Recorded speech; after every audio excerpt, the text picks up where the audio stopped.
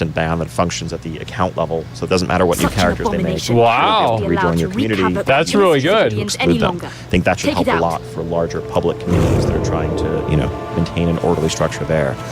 Beyond that, I think we rolled this feature out with sort of a foundation of a core of just persistent chat channels, a calendar for events, and just a structure with basic permissions.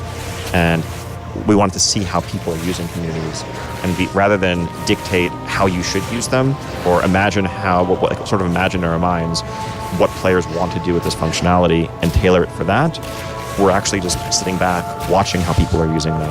And I think would love to hear more requests for features and improvements. And I think that's going to guide the direction that we take with communities going forward. More slots. Okay. Makes sense. Next question from Silent Hit.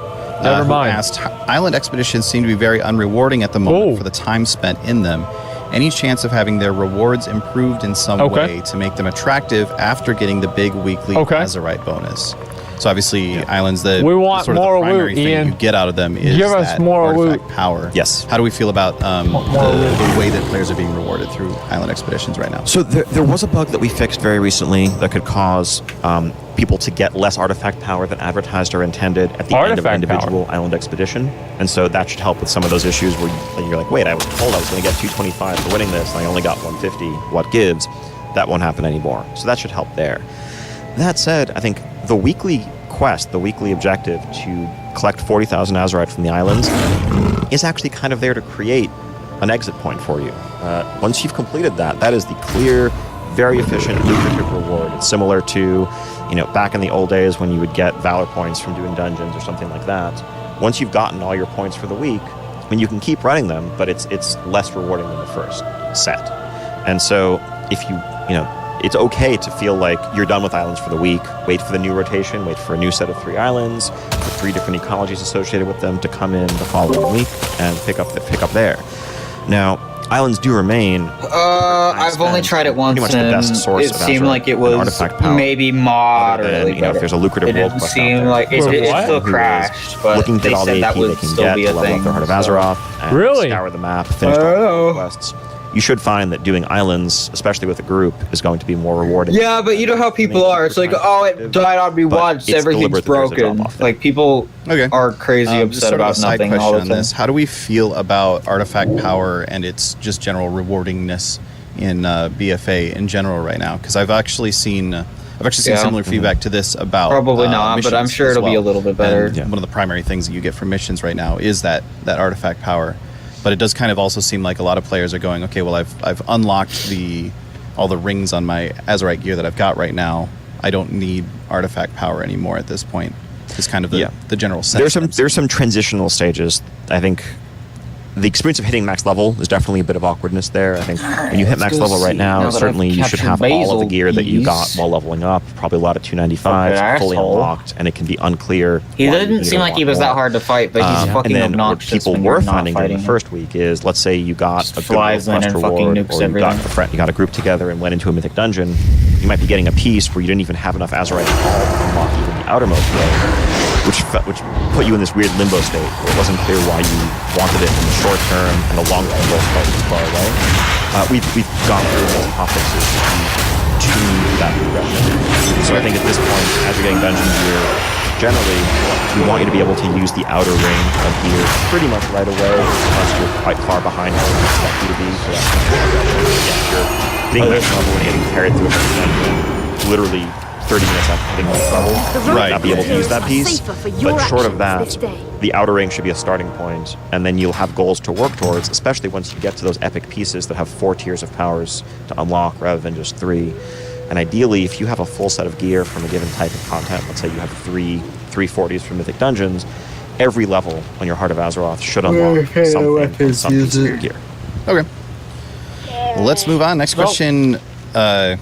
I actually don't know how to pronounce this. Jayut 112? Sure. From this person on Twitter who asked, will there be any change to Azerite gear and it being untradeable? So what? My friend got 5 pieces of shoulders as a warrior, and it was frustrating to him not being able to give me one as a Ret Paladin. Yes. Ret. Yeah, no, that sucks.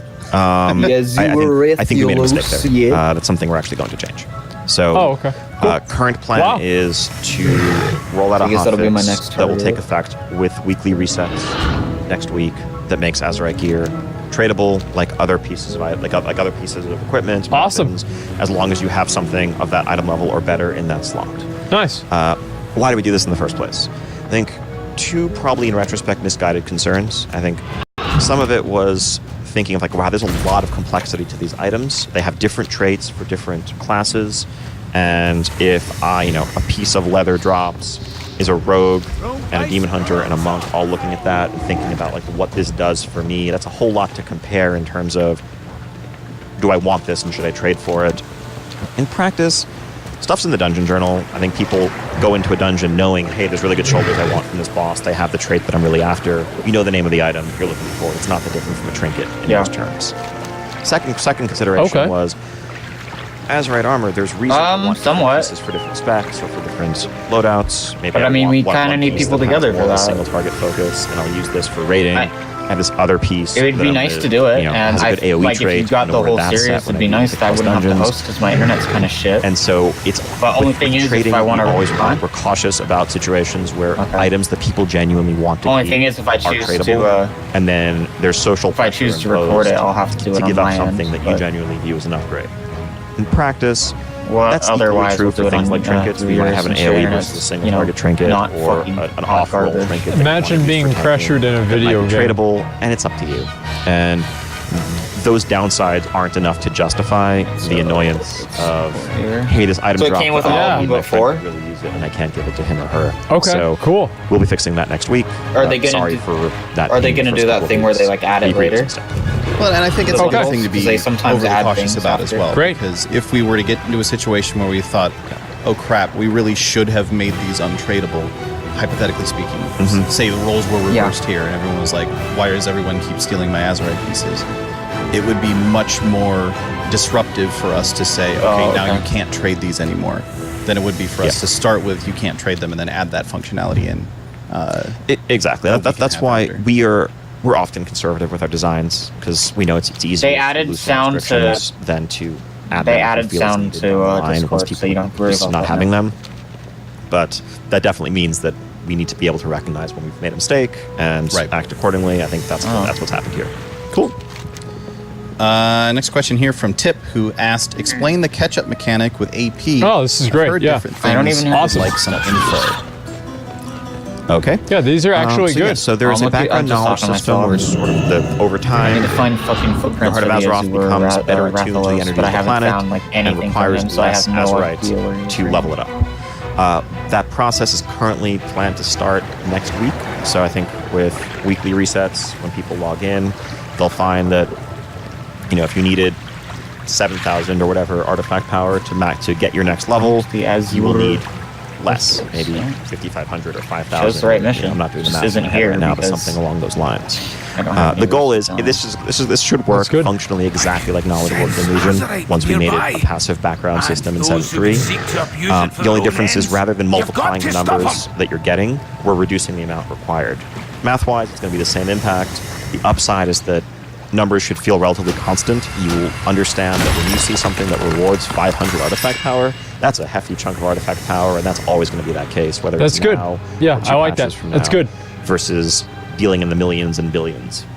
Okay, yeah, it just keeps us away from this quest is going to give me 2 trillion artifact power. I don't actually even know what that means anymore. Exactly. Towards the end of the expansion.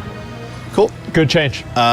Question here from Beps, who asked, any plans to increase the incentive/bonus for War Mode? After 120, I've noticed very few people are left in the War Mode chart compared to non-War Mode. So they probably should. A couple of pieces here. So the bonus for War Mode is something we're being very careful with. I think we want to strike a balance where it feels like a nice carrot for people who like role PvP. It feels like it's making up for the inconvenience of, hey, went through this world quest and oh boy, there's a whole bunch of horde players in this area, or a whole bunch of alliance players in this area. I could find like one more thing. Or I got ganked by a rogue and had to run back, and that hurt my efficiency. We want to offset that, but we don't want to make it so rewarding that people feel obligated to opt into a game that they genuinely don't enjoy. And so that's a very difficult balance to strike. I was talking to you into myself. We've been paying a lot of attention to important. War Mode population in general. I think we're looking to. I was just saying I have to find one more like on both sides, thing from and looking at logic that can cause shard imbalances to occur. I think something we're seeing now at max level that we weren't seeing previously is, like I mentioned earlier, in the context of these elite world quests. There might be a war mode elite world quest that's up. A group finder group forms for it, fills quickly with 40 alliance that kill that enemy. Now suddenly more horde are brought into that shard as they're entering the zone to balance out the populations. But really, there was just this giant 40-player raid that disbanded and scattered to the winds and used their whistles and used their hearthstones as soon as the enemy was dead. And now we have a suddenly lopsided shard. We're looking at things we can do to that makes sense. Patterns like Did I not grab this stuff out of the chest? Overall, why do I always do that? Yeah.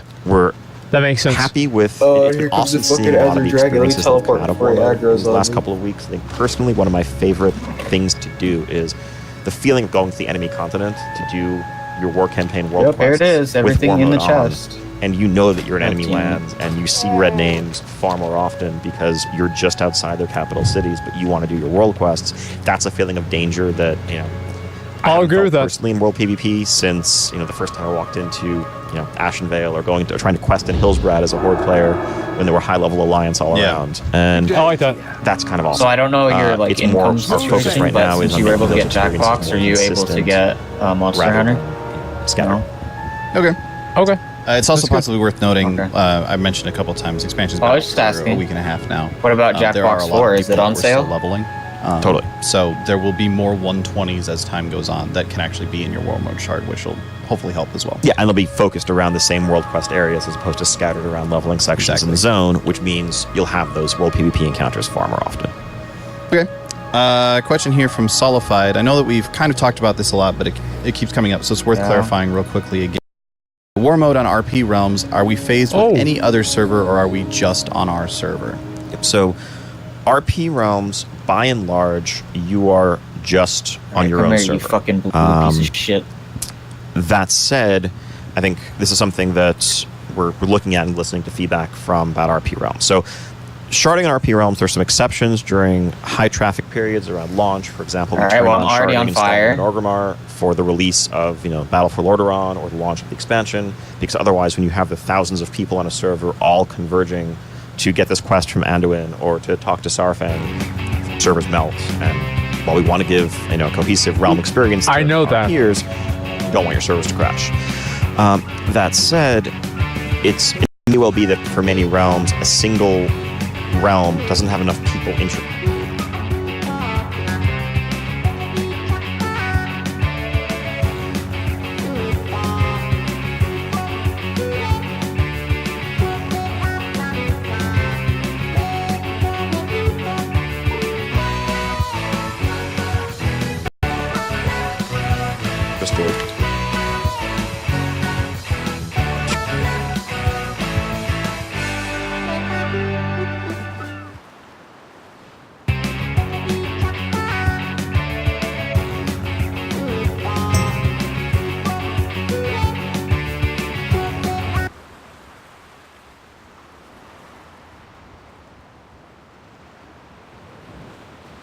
That was some real jank.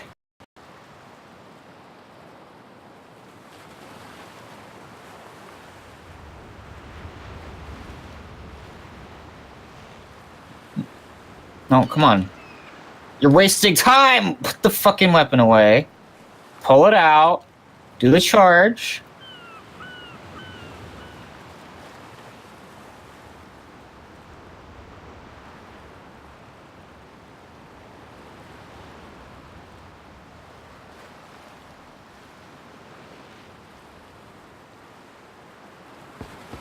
I think for some time now, even when we had vendors in the past, there often was a clear structure. I'll be right back. I gotta figure out what's going on. Total conquest points earned during the season, requirements on the individual pieces, or rating. Well, I'm gonna die unless my fucking cat comes and saves me. Participate. And then that's complemented by the random rewards from end of match or end of week once the season officially Thanks, starts. cat. You totally there were fucking certainly came to the rescue. Sort of like there were some big mistakes you could make with vendors as well. Where if you were, especially if you were just getting into PvP.